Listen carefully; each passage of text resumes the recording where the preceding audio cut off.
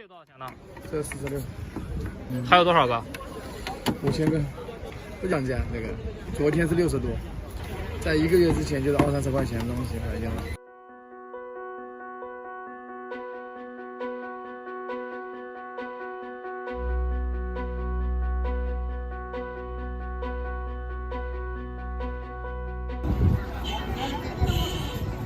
新塘工业区，据当地媒体的消息，这里的头盔箱量占据全国头盔箱量的40%，所以有大量的经销商在这里进货。这些车辆呢，都来自全国各地。粗略的算了一下，大约有200多余车辆。有一些车辆前面还摆放着铜盔，这些车主自称是来自附近的制造厂，直接拿货在这里和买家进行交易。55，他手上那种。这46，还有多少个5000个，不讲价那个。昨天是60多，在1个月之前就是20-30块钱的东西来讲了。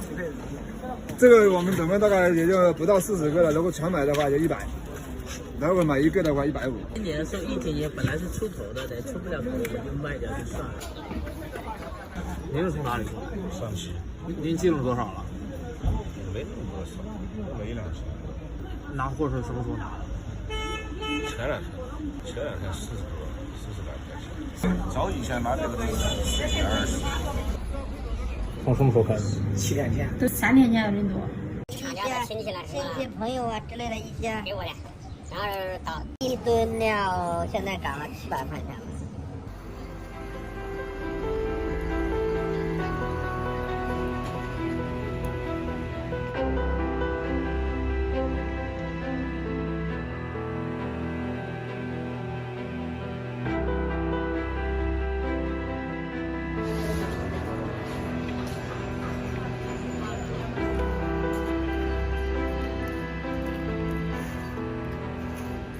看视频上澎湃。